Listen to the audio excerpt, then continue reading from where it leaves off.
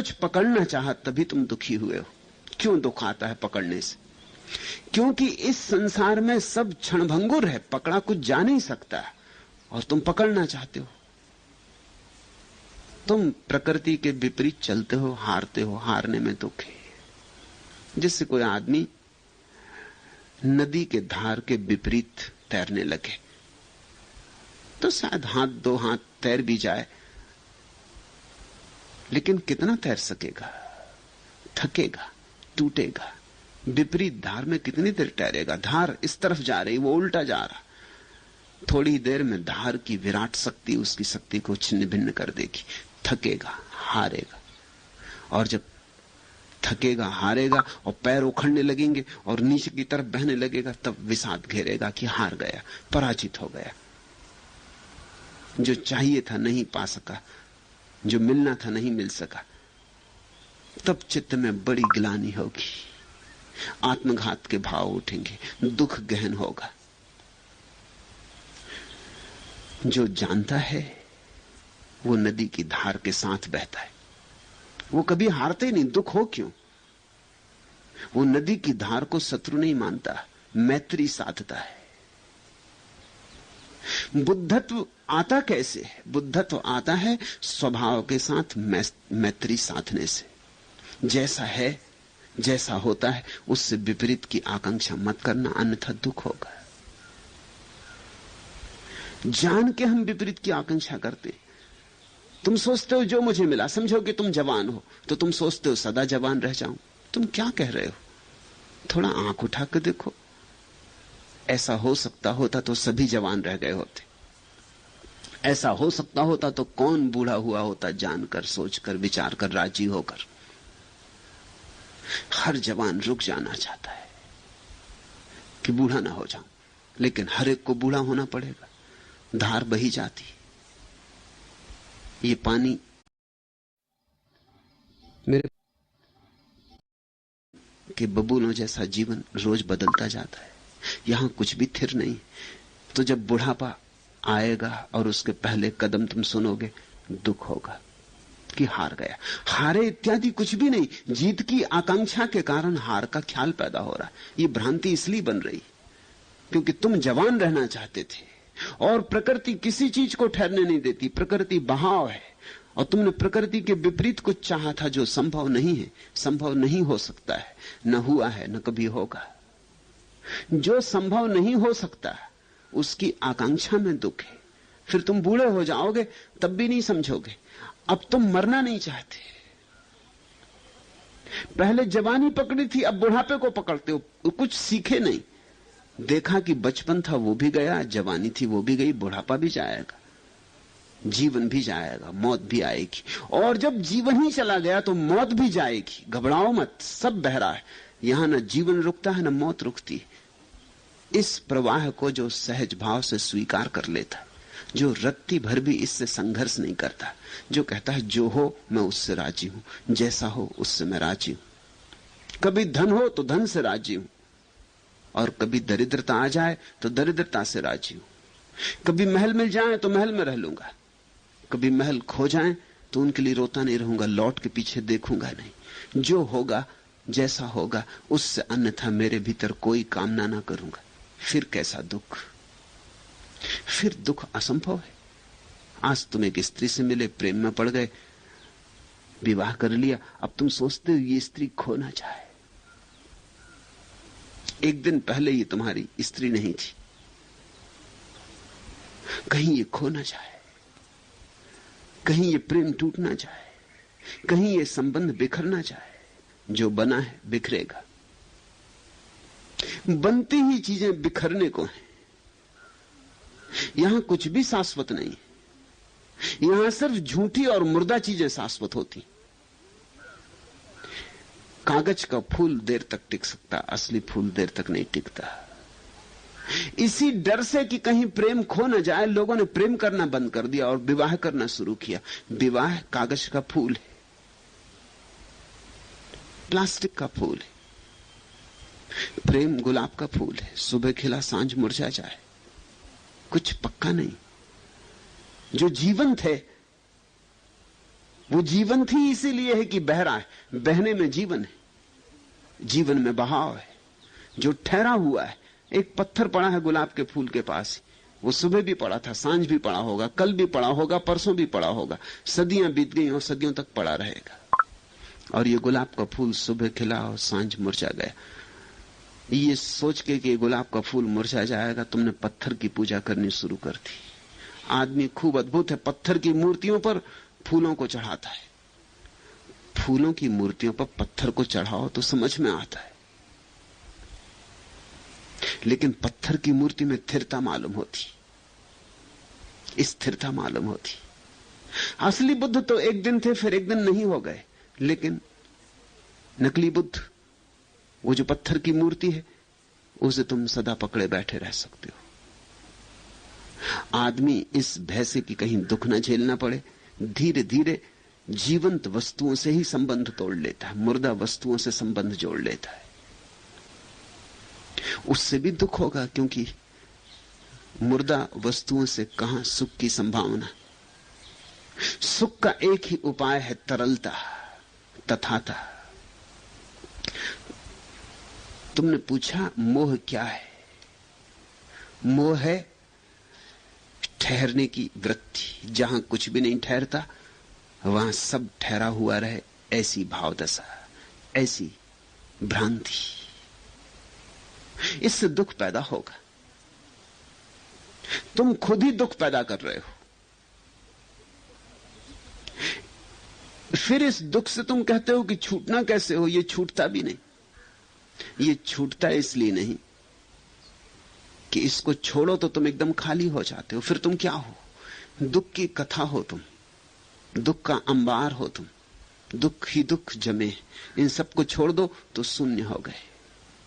शून्य से घबराहट लगती कि चलो कुछ नहीं, सिरदर्द तो है, चलो कुछ नहीं, कोई तकलीफ तो है, तकलीफ से भरे तो हैं, कुछ उलझाओ, कुछ व्यस्तता बनी। तो आदमी इसलिए दुख नहीं छोड़ता। प्रश्न पूछने वाले का ख्याल ऐसा है कि जब दुख है तो छूटता क्यों नहीं? इसलिए नहीं छूटता कि यही तो है तुम्हारे पास, दुख की संपदा के अतिरिक्त तुम्हारे पास है क्या? इसको ही छोड़ दोगे तो बचता क्या है? एक दिन हिसाब लगाना, बैठकर एक कागज पर लिखना कि क्या क्या दुख है जीवन। कंजूसी मत करना, सारी फेरिस्त लिख डालना और फिर सोचना ये सब छूट जाए तो मेरे पास क्या बचता है। तुम एकदम घबरा जाओगे, क्योंकि इसके अतिरिक्त तुम्हारे पास कुछ भी नहीं बचता। यही चिंताएं, यही विषाद, यही फिक्रें, यही स्मृतियां, यही कामनाएं, यही वासनाएं, यही सपने। इनके अतिरिक्त तुम्हारे पास क्या है? यही आपाधापी, यही रोज का संघर्ष। इसके अतिरिक्त तुम्हारे पास क्या है?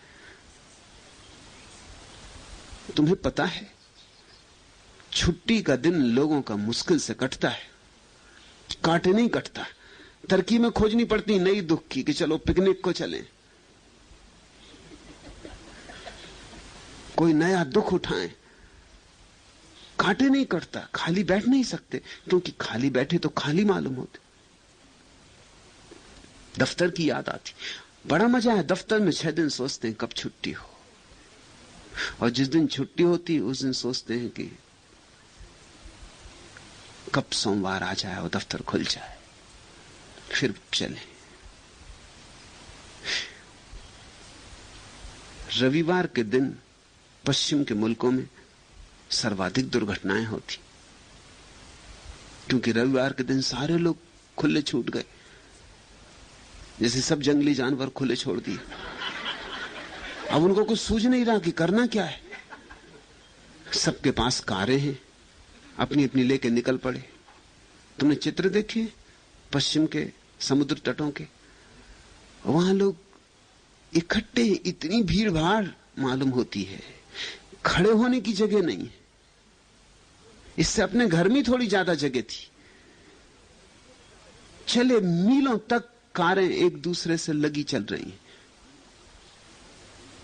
4-6 घंटे कार ड्राइव करके पहुंचे, फिर 4-6 घंटे कार ड्राइव करके लौटे, और वहां वही भीड़ थी। जिस भीड़ से बचने निकले थे वो सारे लोग वहीं पहुंच गए थे, कि सभी को जाना है, भीड़ से बचना है। सारी भीड़ वहीं पहुंच गई। घर में भी इससे ज्यादा आराम था। अगर घर ही रुक गए होते तो आज शांति होती, क्योंकि सारा गांव तो गया था। लेकिन घर कौन रुके? खालीपन में घबराहट होती, बेचैनी होती, कुछ करने को चाहिए। तुमने कभी खाली एक दिन गुजारा? एक दिन सुबह 6 बजे से शाम 6 बजे तक कुछ ना किया हो, पड़े रहे, अखबार भी ना पढ़ा हो, रेडियो भी ना खोला हो, पत्नी से भी नहीं झगड़े हो, पड़ोसियों से भी जाके गपशप ना की हो? एक दिन तुमने कभी ऐसा किया है कि कुछ ना किया हो? तुम्हें याद ना आएगा ऐसी जिंदगी में कोई दिन जिस दिन तुमने कुछ ना किया हो। क्या कारण होगा कि कभी तुमने इतना विश्राम भी ना जाना? खाली होने में डर लगता है, खाली होने में भय लगता है कि भीतर अगर मैं गया खालीपन में और वहां कुछ न पाया तो। मुल्ला नसरुद्दीन एक ट्रेन में सफर कर रहा था। टिकट कलेक्टर आया, टिकट पूछी। मुल्ला बहुत से खीसे बना रखा है, कमीज में भी, कोट में भी, अचकन में भी, सब में कई खीसे और चीजें भरे रहता। एक खीसा उल्टा, दूसरा उल्टा, सब खीसे उल्टा,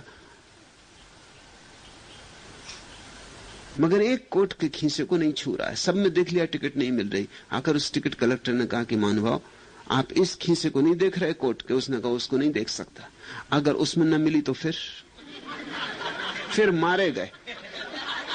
वही तो एक आशा है कि शायद वहां हो। उस खीसे की तो बात ही मत उठाना। फिर अपने दूसरे खीसों में टटोलने लगा। तुम बाहर टटोलते रहते हो क्योंकि तुम डरते हो अगर भीतर खोजा और वहां भी ना पाया, फिर क्या होगा? फिर गए काम से। इसलिए आदमी बाहर दौड़ता है, खूब दौड़ धूप करता है। मोह यानी बाहर बाहर बाहर, व्यस्तता अर्थात बाहर। अव्यस्त हुए, खाली हुए, विराम आया तो भीतर जाना पड़ेगा, और तो जाने कोई जगह नहीं बचती। बाहर से ऊर्जा उलझी थी, सुलझ गई तो कहां जाएगी? लौटेगी अपने घर पर। जैसे पंछी उड़ा उड़ा और थक गया तो लौट आता अपने नीड़ में, ऐसे ही तुम अगर बाहर कोई उलझन न पाओगे तो कहां जाओगे? लौट आओगे अपने नीड़ में। और डर लगता है कि वहां अगर सन्नाटा हुआ, वहां अगर कोई ना मिला, अगर वहां कुछ भी ना हुआ। सुनते हैं कि वहां परमात्मा का वास है, जरूर होगा, मानते हैं कि होगा, मगर देखते नहीं। अगर ना हुआ तो सुनते हैं वहां परम आनंद की वर्षा हो रही, सुनते हैं मगर देखा नहीं कभी, क्योंकि देखा और अगर ना हुआ तो फिर तो जीवन बिल्कुल ही निराश हो जाएगा। बाहर तो है ही नहीं और अब भीतर भी नहीं, फिर तो जीने का क्या कारण रह जाएगा? फिर तो आत्मघात के सिवाय कुछ भी न सूझेगा। इस घबराहट से आदमी उलझा रहता। पुराने मोह कट जाते, नए मोह बना लेता है। पुरानी झंझटें छूट जाती, नई झंझटें बना लेता है। पुरानी खत्म ही नहीं हो पाती, उसके पहले ही नए के बीज बो देता कि कहीं ऐसा ना हो कि कुछ ऐसी घड़ी आ जाए कि खाली छूट जाऊं, पुरानी झंझट खत्म नहीं है, नहीं, अब क्या करूं? और आश्चर्य तुम्हें होगा ये जानकर कि जो इस भीतर की शून्यता को जानता है वही सुख को जानता है, और तो सब दुख ही दुख है। जो इस शून्य होने को राजी है वही पूर्ण हो पाता है, और तो सब खाली के खाली रह जाते। ये तुम्हें बड़ा उल्टा लगेगा। जो खाली होने को राजी है वो भर जाता है, और जो खाली होने को राजी नहीं है वो सदा के लिए खाली रह जाता है। जीसस ने कहा, धन्य है वे जो खोएंगे, क्योंकि जिन्होंने खोया उन्होंने पाया, और जिन्होंने बचाया उन्होंने सब गंवाया। इसलिए तुम दुख नहीं छोड़ते। कुछ तो है मुट्ठी में, दुखी सही, मुट्ठी तो बंधी है, भ्रांति तो बनी है।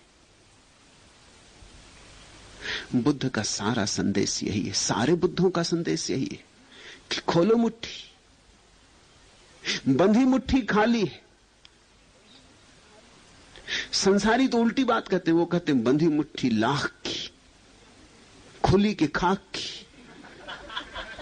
बुद्ध कहते हैं खोलो मुट्ठी,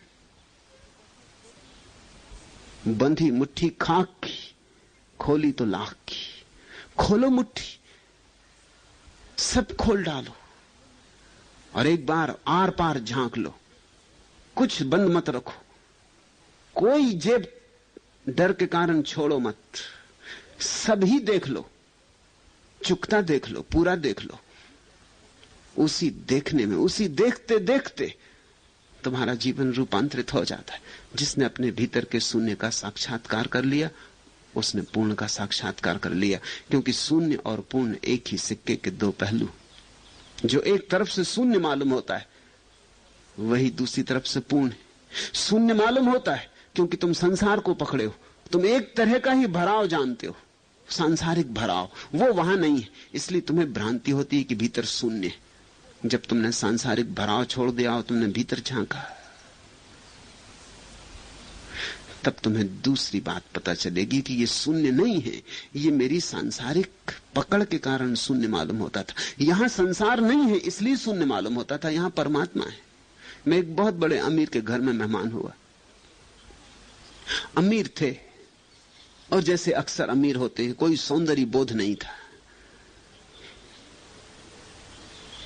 जो नया दुनिया में मिलता है, सारी दुनिया में यात्रा करते रहते थे, सब खरीद लाए थे, जहां जो मिले वो ले आते थे।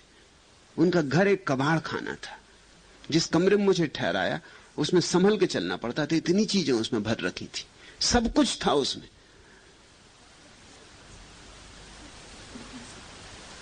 मैंने उनसे कहा कि मुझे यहां 7 दिन रुकना होगा, आप मुझ पे अगर थोड़ी कृपा करें तो ये सब चीजें यहां से हटा लें। वो बोले लेकिन कमरा खाली हो जाएगा। मैंने उनसे कहा कमरा खाली नहीं हो जाएगा, कमरा कमरा हो जाएगा, अभी ये कमरा है ही नहीं।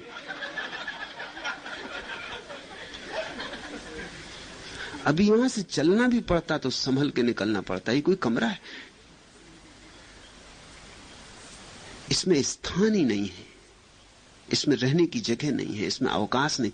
कमरे का तो मतलब होता है जहां अवकाश हो, जहां रहने की जगह हो, जहां रहा जा सके। कमरे का मतलब होता है जहां रहा जा सके। यहां तो रह ही नहीं सकता कोई, यहां रिक्तता तो बिल्कुल नहीं है। और रिक्तता के बिना कैसे रहोगे? रिक्तता में ही रहा जाता है। इसलिए तो सारा अस्तित्व आकाश में रहता है, क्योंकि आकाश यानी शून्य, आकाश यानी अवकाश, जगह देता है। पृथ्वी हो, चांद हो, तारा हो, सूरज हो, लोग हो, वृक्ष हो, सबको जगह देता है। आकाश शून्य नहीं है, आकाश पूर्ण है, लेकिन उसकी पूर्णता और ढंग की। खैर, मैं उनका मेहमान था, राजी तो वो बहुत नहीं थे, लेकिन अब मुझे वहां 7 दिन रहना था। मैं भी राजी नहीं था उस कबाड़ खाने में रहने को, तो उन्हें मजबूरी में सब निकालना पड़ा। बड़े बेमन से उन्होंने निकाल निकाल के पूछते थे अब इतना रहने दें, इसको भी ले जाओ।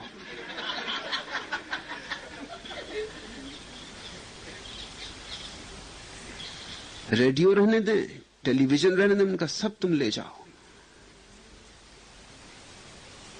तुम बस मुझे छोड़ दो, और तुम भी ज्यादा यहां मत आना जाना। ले गए बेमन से। उनको बड़ी उदासी लग रही थी, वो बड़े सोच भी रहे होंगे कि मैं भी कैसा ना समझ आदमी आ गया घर में।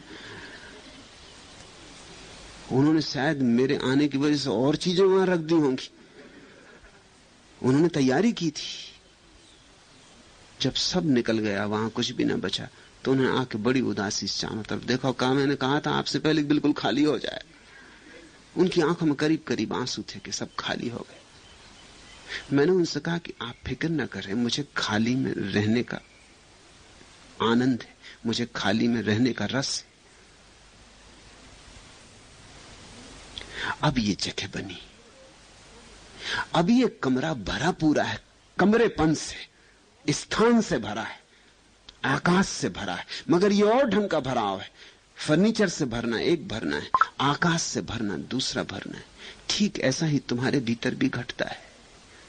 कूड़ा करकट से भरे हो अपने को, छोड़ते भी नहीं, क्योंकि खाली ना हो जाओ। छोड़ोगे तभी तुम पहचानोगे कि तुम्हारे खाली करते करते ही जो उतर आता है आकाश तुम्हारे भीतर, वही तुम्हारी वास्तविकता है। उसे निर्वाण कहो, परमात्मा कहो, जो नाम देना हो वह नाम दो।